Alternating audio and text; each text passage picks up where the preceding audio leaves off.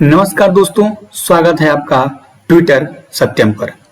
तो आज के इस वीडियो में हम लोग हरित क्रांति के बारे में पढ़ेंगे, जिसको कहा जाता है ग्रीन रेवोल्यूशंस। ठीक है, तो जो हरित क्रांति है इसकी शुरुआत भारत में किया जाता है 1966 से लेकर के 67 में।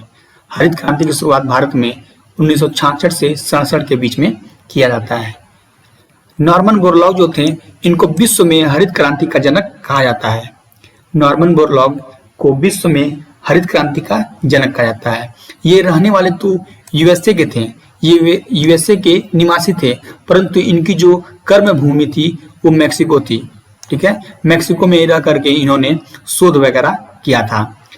इनको 1970 ईस्वी में शांति के नोबेल पुरस्कार से क्या किया गया था? नवाजा गया था। विश्व में भूखमरी जैसी समस्याओं को खत्म करने के लिए इनको 1970 ईस्वी में शांति के नोबेल पुरस्कार से नवाजा गया था।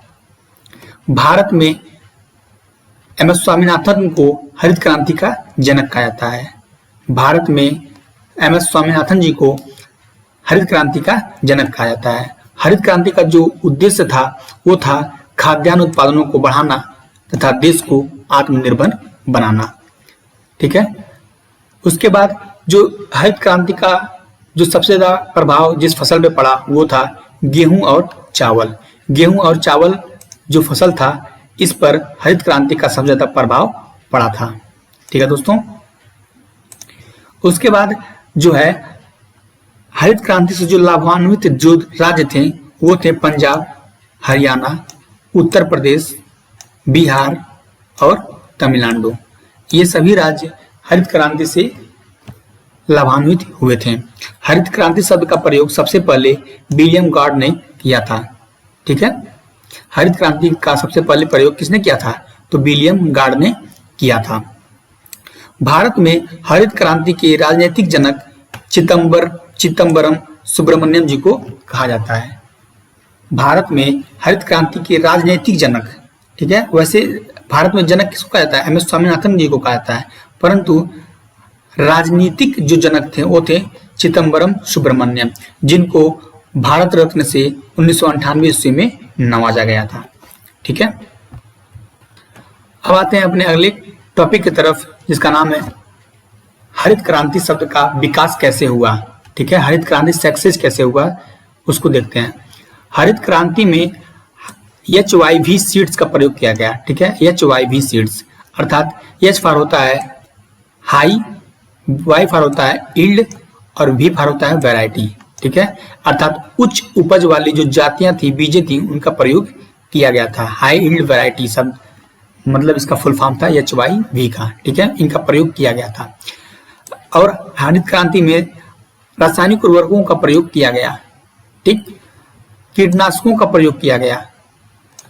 उसके बाद संकर बीजें अर्थात हाइब्रिड बीजों का प्रयोग किया गया, जिससे और उसके बाद सिंचाई के साधनों का विकास किया गया और अधिक से अधिक मात्रा में सिंचाई का प्रयोग किया गया, जिससे समय पर पौधों को पानी मिल जाता था और वो अधिक से अधिक उपज देने लगे। विद्युत का विकास किया गया, विद्युत का उत्पादन किया गया, जिससे हरित क्रांति क्या हुई? सफल हुई। हरित क्रांति को जो सफल बनाने में जो मुख्य कारण था वो था हाई यील्ड वैरायटी बीजों का प्रयोग और संकर बीजों का प्रयोग। ठीक है, ये सभी इंपॉर्टेंट है हरित क्रांति के मतलब सफलता में। हरित क्रांति में संकर बीजों को मैक्सिको से आयात किया गया था। हरित क्रांति में जो संकर बीजें थी यानी हाइब्रिड बीजें थी, उनका जो आयात किया गया था वो किया गया था मैक्सिको से। ठीक, हरित क्रांति के त्रिमूर्ति जो थे वो थे एम एस स्वामीनाथन, चिदम्बरम सुब्रमण्यम और वी शिवरमन जी।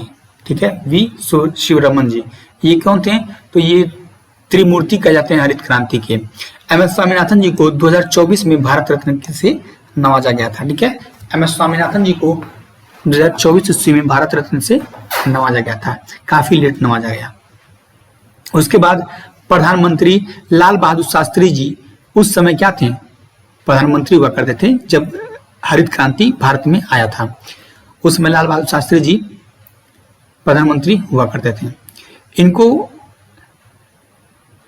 हुआ करते थे, ठीक है। इनकी जो इन्हीं के मतलब दिमाग का ये था, हरित क्रांति क्या थी, उपज थी लाल बहादुर शास्त्री जी की।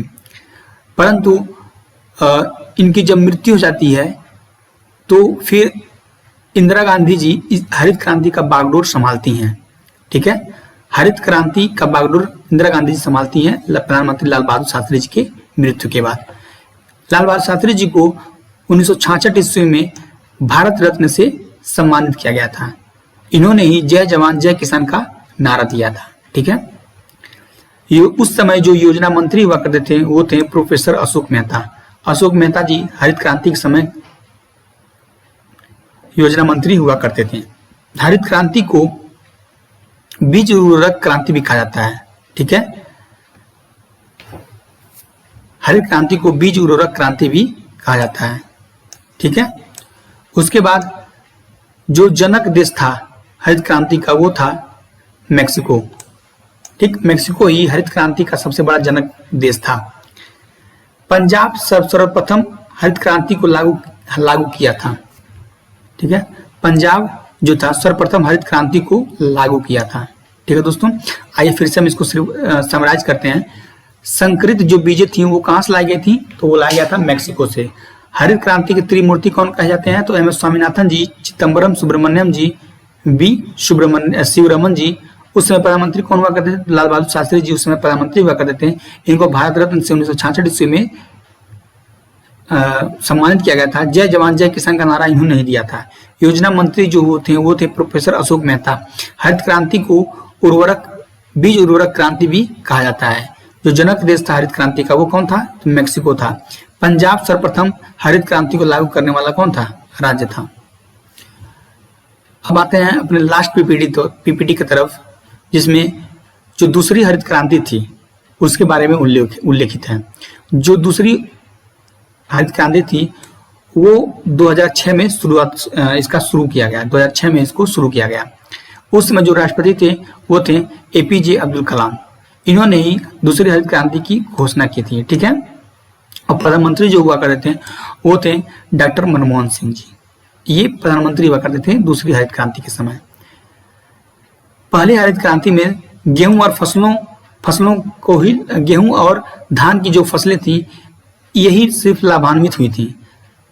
परंतु जो दूसरी हरित क्रांति थी उसमें दलहन, तिलहन, बागवानी, पशुपालन, इन सभी को सम्मिलित किया गया। इन सभी पर जोर दिया गया इनके मतलब वृद्धि के लिए, ठीक है। तो यहीं पे हरित क्रांति जो है समाप्त होता है। और अगर आपको ये वीडियो पसंद आया, अगर आपको मेरा ये सीरीज जो मैंने 15 अगस्त 2025 को शुरुआत किया मैंने अपने चैनल का, अगर इसका जो उद्देश्य है मैं उस उद्देश्य में